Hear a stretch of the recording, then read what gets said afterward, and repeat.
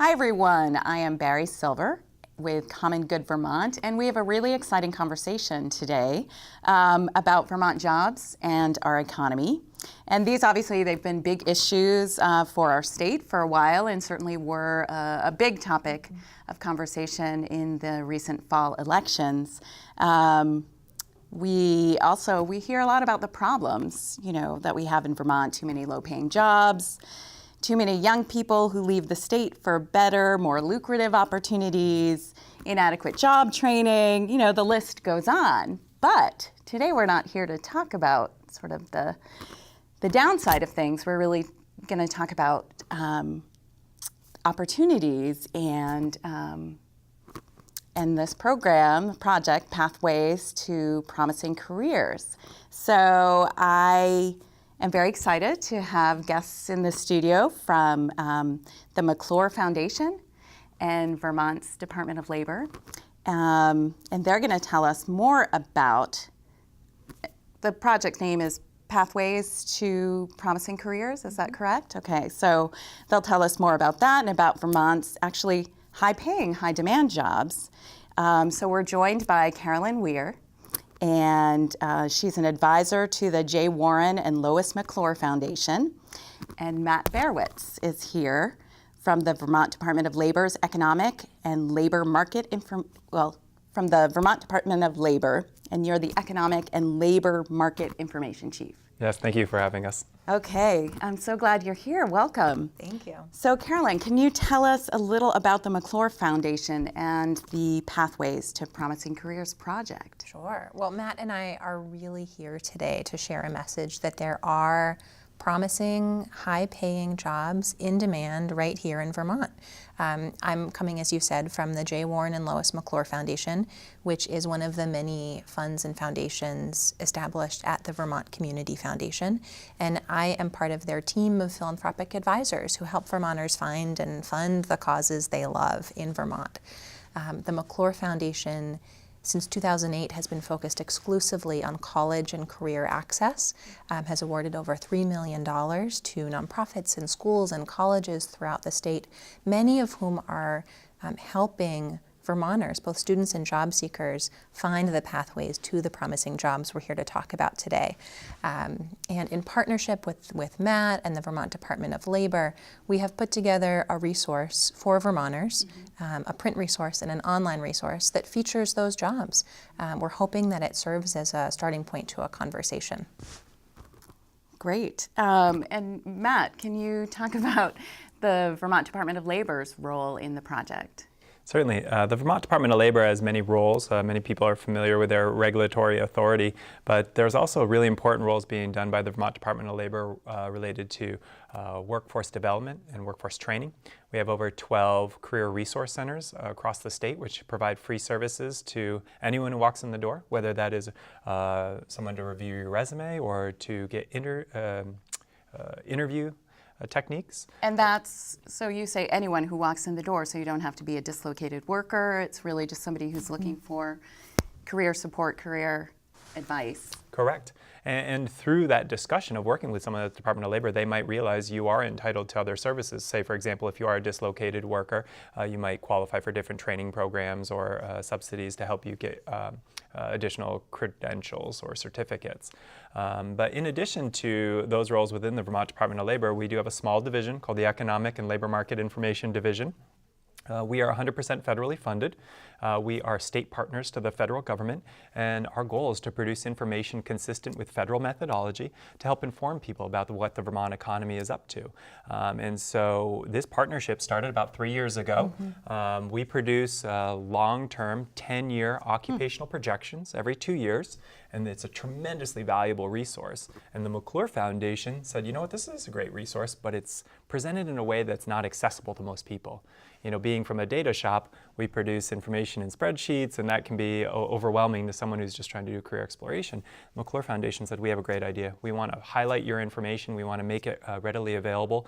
And in this newest version, they've even taken a step forward by supplementing the brochure with online resources. Some of it to educational pathways, trace some of it right back to the Department of Labor's data, but really it's just, as Caroline said, to start a conversation to help people become informed and learn about the opportunities available to them. And this would be applicable to young people or someone who is mid-career, potentially thinking about a career change. Great.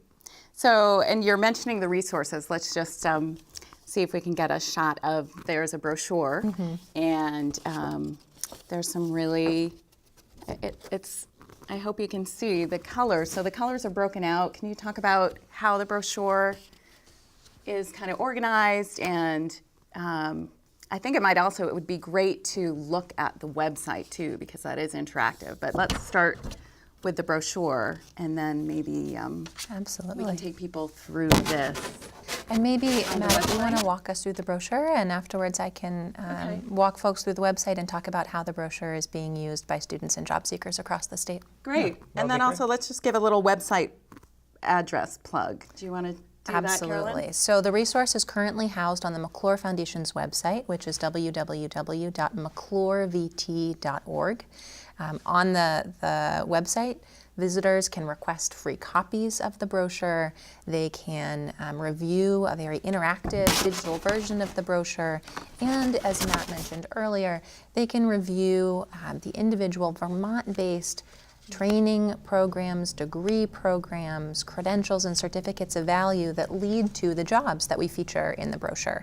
And those jobs, as Matt will explain, really represent a very wide range of sectors and skill sets and backgrounds. It's really everything from carpenters to physical therapists to software developers to insurance sales agents. And those, right, that's 4 of several dozen that are all projected to pay over $20 an hour and have over 100 job openings in the state over the next 10 years. And this is the second time that you've done this project. So what kind of changes have you seen from, was it a couple of years ago that Yeah, data? It was about 2 years ago. I think the underlying data, a lot of the same trends exist. I think through producing it once, we realized we wanted to make the brochure more interactive. So if you picked up the first brochure, you'd see that the education attainment level was what was the distinguishing factor in the categories. So you'd see people with a high school education might want to be interested in pursuing careers that look like this, associate's degree, bachelor's degree, and so on. In this most recent iteration of the brochure, we've used a gentleman by the name of Holland, a researcher who grouped occupational codes more along personality traits is the way I would think about it, about characteristics of the individual. And so using the Holland codes, we grouped occupations such that there isn't such a focus on one individual educational attainment level. Because really the message is that in today's modern economy, we all have to be lifelong learners. We need to continue to find ways to improve our skills, maybe not necessarily in our primary career path, but secondary skills. So we have these grouped by the Holland codes, and explains kind of like on a personality basis. Do you like to work with your hands? Do you like to interact with individuals? Are you interested in analyzing a lot of information and making decisions based on that, like solving problems? So we look at this in a different way such that we can say, you know what, the educational attainment levels and even some of the numbers here are less important than the skills that we're representing. So the education here, we do highlight what the typical minimum educational attainment level is, and it's important to recognize this is a minimum. This might get you in the door. It might not necessarily make you competitive in all environments, and it might not even meet the qualifications of an individual employer, because certain employers might say, you know what, for this job, it may require an associate's degrees according to the Bureau of Labor Statistics, but we'd like to have bachelor's degrees. So we're saying, at least if we start on this, start individuals towards an educational path to help them lead towards a promising career, that's a good start.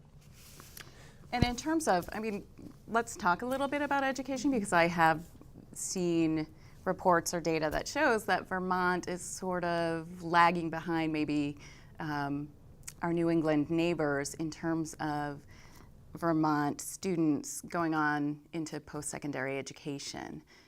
So was that part of the reason that you're focusing more on the skills or personality types rather than education minimums, or Well, I think the disconnect that you point out is a real driver and motivation for the McClure Foundation, recognizing that there may be a disconnect right now between workforce skills and employer needs, and that there are these high-paying, high-demand jobs in Vermont. Employers are looking to hire Vermonters, and we have a sense now of the types of education and training pathways that lead to those jobs. They don't all look like 2- and 4-year degrees.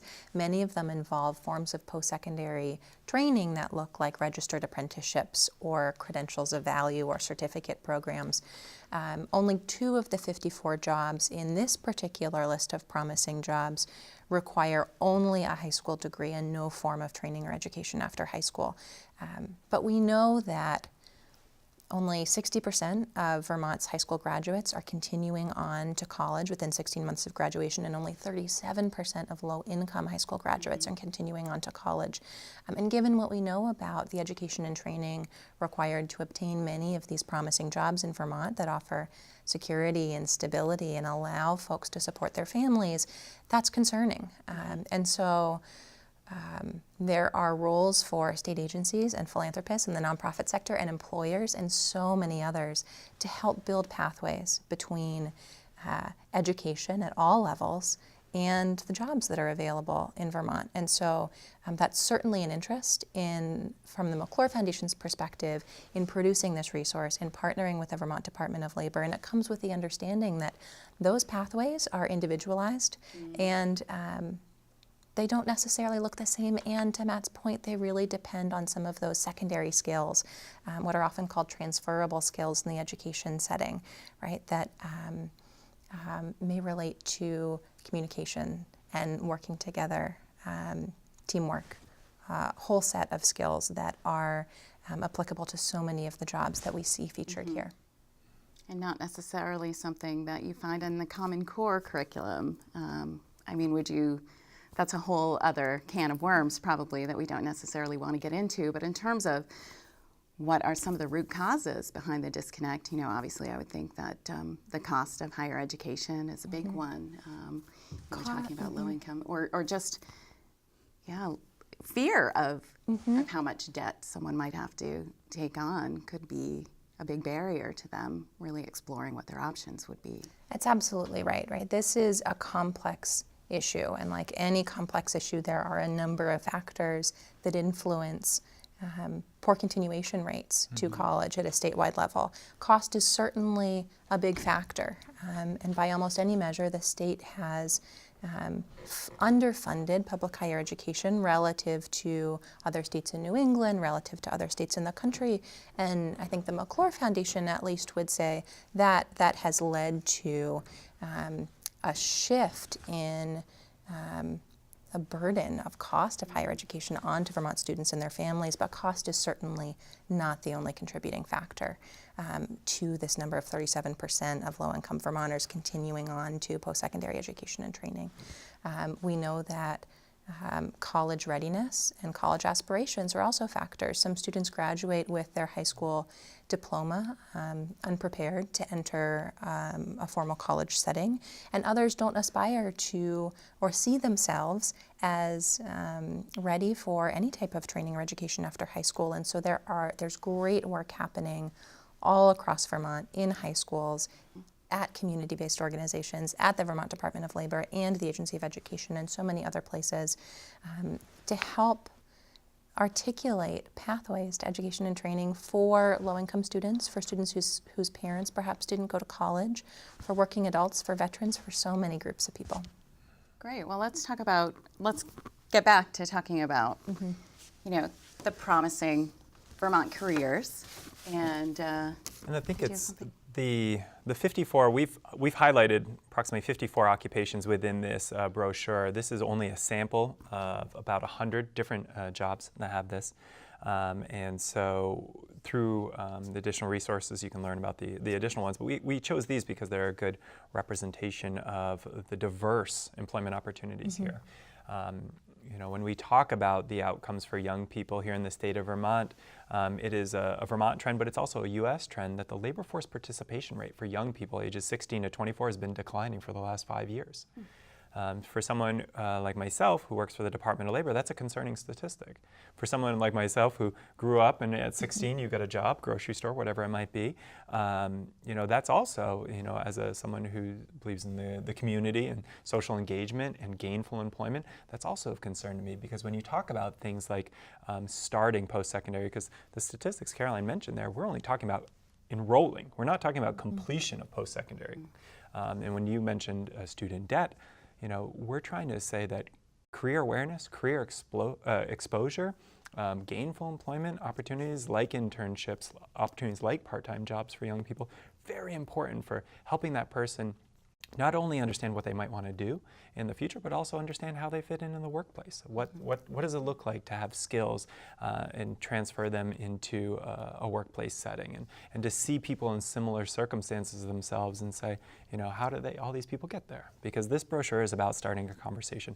How can you figure out how to engage people in a conversation about career awareness, education, to say, like, this is a question many of us have to answer. Right. And we want to figure out a way so that fewer people are taking wrong courses of action, where they're starting a collegiate program or a post-secondary program and not having ever done a job shadow or not ever done an internship, and realizing at the end or completion of that program that they went to school for something that they're not interested in. They didn't understand what it would actually be like to be that person and have that job.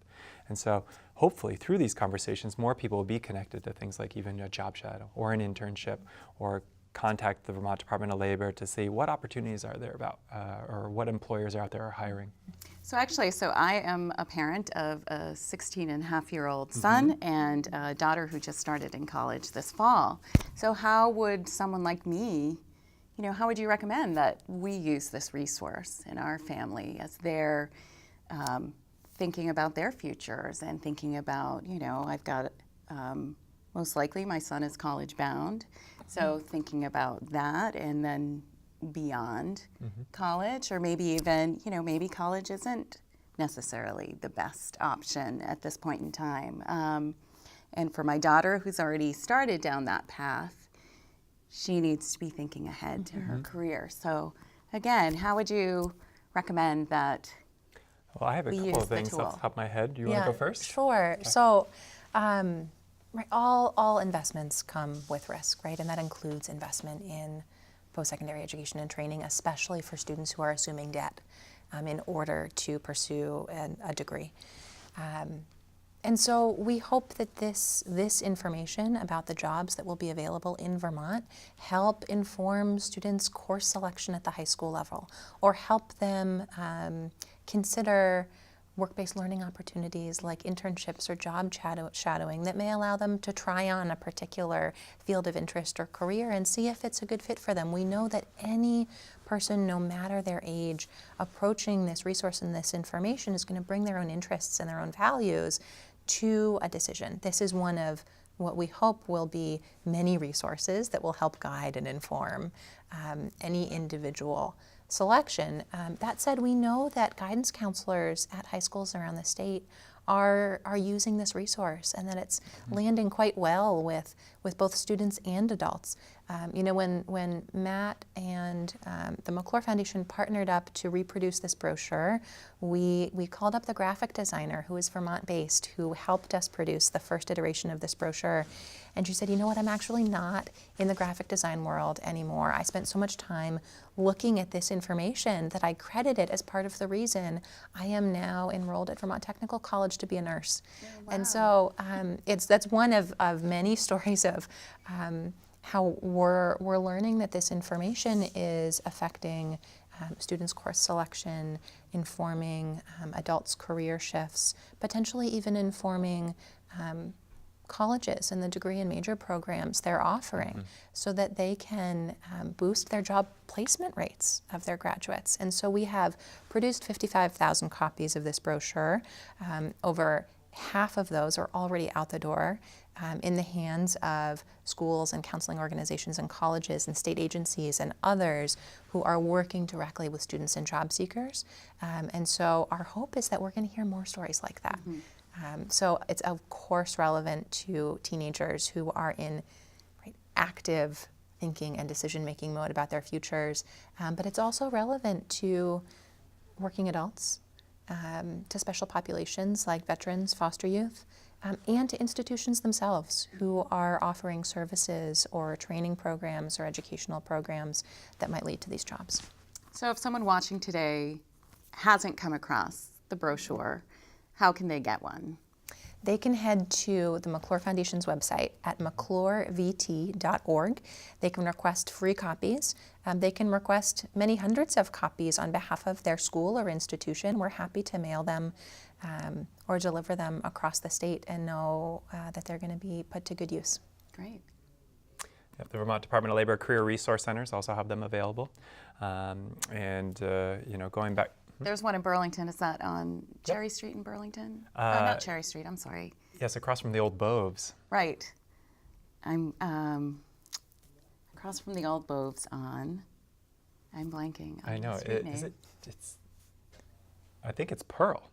That's Pearl Street. You're right. Yes, exactly. Okay. We should have known that immediately. I'm sorry. Boves is a good enough marker for most Vermonters. I know, Maybe across 10 from years the ago. old Boves. Exactly. That's right. I don't know why Cherry Street came up, but it's on Pearl Street Yes. across from the old Boves location. Right. Yeah. Yep. And so we're just hoping that people pick up this and have a conversation. And so when you're talking about using this with young people, what about just asking your young person, say, next time you're around an adult or someone you know who's had a job, ask them what their favorite job was or what their least favorite job was and why. Through those conversations, the young person will be able to start picturing themselves in different professional settings. Because typically, the only way we get career exposure growing up, unless we're having conversations, is through our parents or our primary guardians, maybe a neighbor, maybe a brother or sister. And so we're trying to expand that network of career exposure to young people. And so, I can count a number of stories in which an individual went through a high school program, graduated high school, and then realized that career technical education was what they wanted to do, and realized they had to now pay for that because they could have taken it when they were in high school. And so if we can talk to people early on in their high school career about what it means to career technical education and how that might translate to their future goals, that's a win for us. Personalized learning plans right now and proficiency-based graduation requirements are something that are going on in Vermont. Vermont's taking the lead in education to say, we're going to create educational experiences that are going to be valuable for young people. This is a way for young people to say, I'm going to make my personalized learning plan tailored to this. And even if ultimately you don't pick that occupation as your end-all be-all occupation, at least by putting a marker out in the future, you are working towards something, acquiring skills, having a goal, and then you realize along that path there's so many other opportunities out there that you weren't even aware of. On your way there, you found a better destination and changed course. Great. All of those are great opportunities for people to do career exploration, and we're hoping this is going to be a helpful tool for them. Great. Well, you mentioned tools, you talked about exploration. I think this might be a good time for us to maybe take a look at the website because we also talked about technology, and this is a very technology-driven society. So the website, I know, is a little bit more of an interactive tool than It is. than a brochure. So, and folks can see the website. I think so. Okay. Well, this is the McClure Foundation's landing page for the Pathways to Promising Careers resource. And as I mentioned, this website is a resource on any number of fronts. It's an avenue to access printed copies of the brochures if you're in a position to put them in the hands of students and job seekers. It's also a portal to the wealth of information about careers and jobs available at the Vermont Department of Labor's website. And we've also listed all of the Vermont-based training programs, degree programs, credentials of value that lead to the promising jobs that we've featured. And they are broken out right on this page. And they're categorized in a way that mirrors the brochure itself. So if you are talking with your kids and they're high school aged and they're engaging with this list and they're saying, you know what, I've always wondered what it might be like to be a personal financial advisor, and what colleges in Vermont offer a degree program that might allow me to access that job if I want to stay here in Vermont. You can search for that occupation right here and it will serve as a portal to a number of other resources that that we hope are informative. And so, Matt, I wonder if it would be helpful to review some of the sectors that are greatly represented in this list and that you know from your work are in high demand and offer at kind of a macro level promising jobs. Because in my work we look at things either on an occupational level or an industry level. Industry are what employers do, and in an individual employer there's a wide variety of occupations. So in some ways we're also promoting industry awareness about what a particular industry does.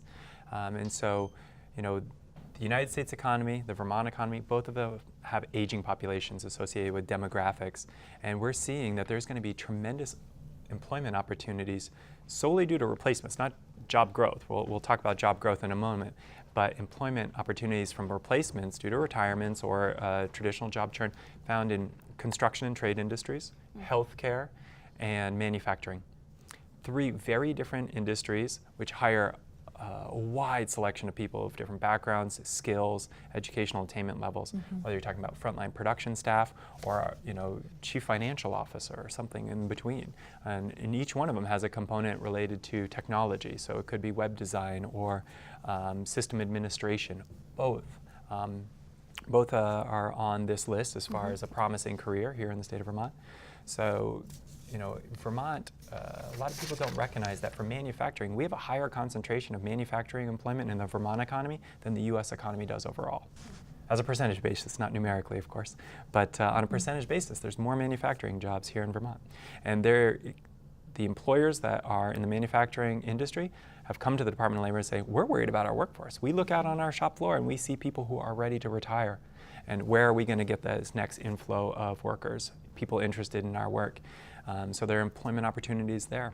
And then the last sector that I would highlight, which is scattered occupations related to this sector highlighted throughout this brochure, are professional and business and technical services. And this is the idea of specialization and how the Vermont economy and the U.S. economy have grown for decades. People finding out what they do well and focusing solely on that. If you are good at web design, you want to start your own firm or work for a firm that does solely web design, you don't want to have to hire an HR specialist, a payroll specialist, a lawyer. You can find another small company that does exactly that. And so what that translates to is people who are marketing experts, accounting experts, you know, payroll, legal, architecture, economists. All these end up being small companies doing business-to-business services, serving clients around the globe. This is the type of occupation we want to attract here to the state of Vermont. They can have clients anywhere and they can live in Vermont. And it's just young people today, when we talk about what opportunities available to them, we're encouraging them to say, don't even think about it as what job can you get, but what company can you start? Which is a very different way. I mean, to hear that from, I'm sorry to say, a state agency, you know, it's extremely innovative. It shows how things have really, I think, changed, and we've had to change in terms of keeping up to speed with the world economy and the world stage. So. Well, and one of the things that I think the McClure Foundation has been so grateful for in this public-private partnership that's represented in this resource and in this program and in this project is that it allows for very different types of organizations and entities to engage around a singular issue with a shared vision. So philanthropy is positioned to take a chance on new models, on promising programs, on unlikely partnerships. And this partnership and this resource is a great example of that. We are committed to helping make sure that this information is in the hands of students and job seekers, and that works towards our vision that no promising job in Vermont goes unfilled for lack of a qualified applicant. And we know that that's the work that the Vermont Department of Labor is doing every day as well, in different scope, different capacity, different job descriptions. But there is so much good work happening around Vermont to prepare students for the jobs of today and tomorrow. This is one of many resources, and we hope the information will help inform and guide students and adults as they consider what comes next for them. Well, I think that was a great way we way to end things, to wrap things up. We have just a little bit of time left. Was there anything that you wanted to add, Matt? No, just encourage people to reach out either to the Department of Labor or the McClure Foundation about how to access this information, or one of our career resource centers about saying, you know what, I'm interested in learning about career awareness, or I'm interested in a career change. How do I apply my skills or learn new skills? Great. Well, thank you so much for being here today. It was a really great conversation. I now have conversations that I can have at home, and we'll see where that takes us. Thank you so much for watching today, and we will see you next time.